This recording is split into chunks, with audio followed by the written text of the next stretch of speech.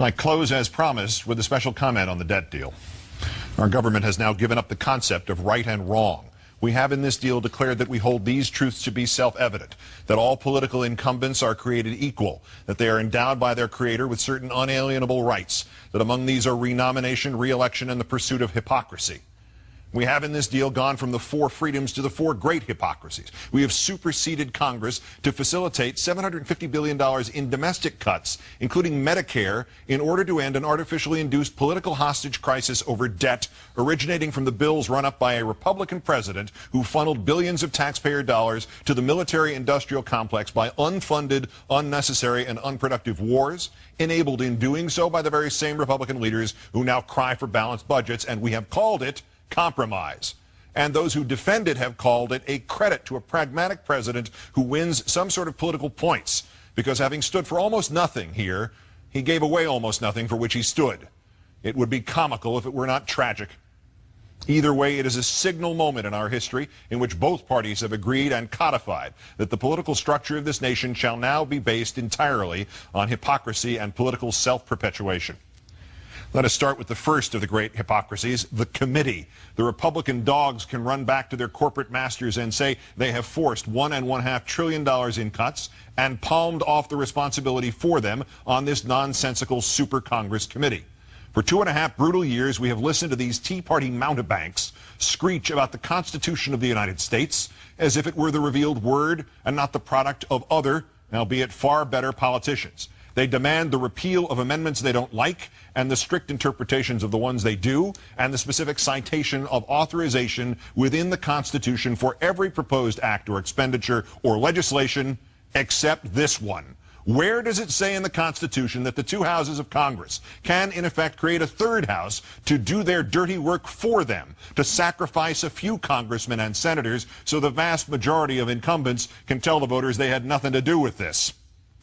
This leads to the second of the great hypocrisies, how in the same breath the Republicans can create an extra constitutional super Congress and yet also demand a constitutional amendment to force the economic stupidity that would be a mandated balanced budget. Firstly, pick a side, ignore the Constitution or adhere to it. And of what value would this mandated balanced budget be? Our own history proves that at a time of economic crisis, if the businesses aren't spending and the consumers aren't spending, the government must spend. Our ancestors were the lab rats in the horrible experiments of the Hoover administration that brought on the Great Depression, in which the government curled up into a ball while it simultaneously insisted the economy should heal itself, when, in times of crisis, then and now, the economy turns out to be comprised entirely of a bunch of rich people who will sit on their money no matter if the country starves. Forgotten in the Republican voodoo dance, dressed in the skins of the mythical balanced budget, triumphant over the severed head of short-term retrenchment that they can hold up to their moronic followers, are the long-term implications of the mandated balanced budget. What happens if there's ever another war, or another terrorist attack, or another natural disaster, or any other emergency that requires a government to spend $1 more than it has?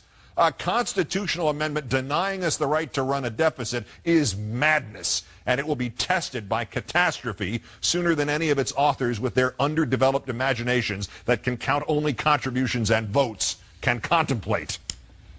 And the third of the great hypocrisies is hidden inside the shell game that is this super Congress. The super Congress is supposed to cut evenly from domestic and defense spending. But if it cannot agree on those cuts, or Congress will not endorse them, there will be a trigger that automatically cuts $1.2 trillion or more. But those cuts will not necessarily come evenly from the Pentagon. We are presented with an agreement that seems to guarantee the gutting of every local sacred cow from the Defense Department, except if the congressmen and senators to whom the cows are sacred disagree and overrule or sabotage the super Congress, or except if for some reason a 12-member committee split evenly along party lines can't manage to avoid finishing every damned vote 6-6. We're cutting defense, unless we're not. The fourth of the great hypocrisies is the evident agreement to not add any revenues to the process of cutting. Not only is the impetus to make human budget sacrifices out of the poor and dependent formalized, but the rich and the corporations are thus indemnified again and given more money not merely to spend on themselves and their own luxuries, but more vitally, they are given more money to spend on buying politicians, buying legislatures, buying courts, buying entire states, all of which can be directed like so many weapons in the service of one cause and one cause alone, making by statute and ruling the further protection of the wealthy at the expense of everybody else, untouchable, inviolable, permanent. The White House today boasted of loopholes to be closed and tax breaks to be rescinded later by a committee that is yet to be formed. There are no new taxes except the stealth ones enacted on 99 out of 100 Americans by this evil transaction. Every dollar cut from the safety net is another dollar added to the citizen's cost for education, for security, for health, for life itself. It is another dollar he can't spend on making a better life for himself, or at least his children. It is another dollar he must spend instead on simply keeping himself alive. Where is the outrage over these great hypocrisies?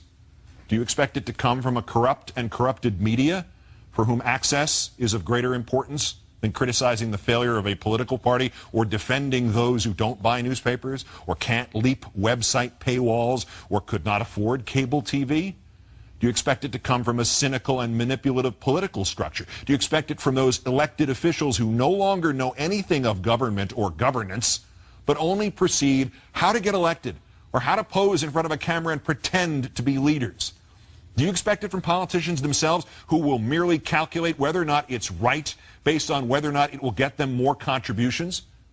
Do you expect it will come from the great middle ground of this country, with a population obsessed with entertainment, video games, social media, sports, and trivia?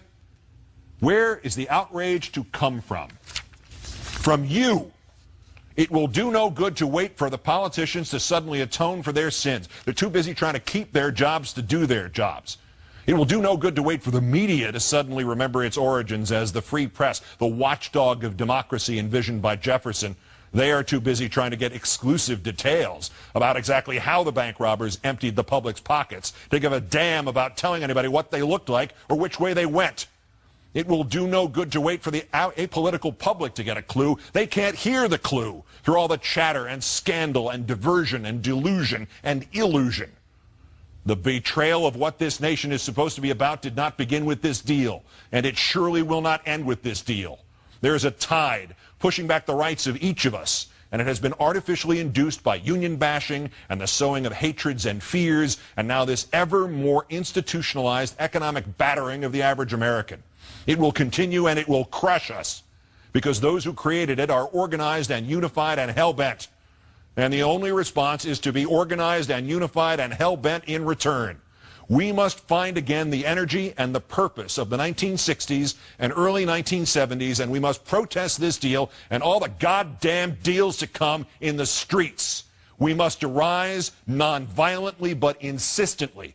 General strikes, boycotts, protests, sit-ins, non-cooperation, takeovers. But modern versions of that resistance, facilitated and amplified by a weapon our predecessors did not have, the glory that is instantaneous communication. It is from an old and almost cliched motion picture that the wisdom comes. First, you've got to get mad. I cannot say to you, meet here or there at this hour or that one, and we'll peacefully break the back of government that now exists merely to get its functionaries reelected. But I can say that the time is coming when the window for us to restore the control of our government to ourselves will close, and we had damn well better act before then. Because this deal is more than a tipping point in which the government goes from defending the safety net to gutting it. This is wrong. And while our government has now declared that it has given up the concept of right and wrong, you and I have not and will not do so. Good night and good luck.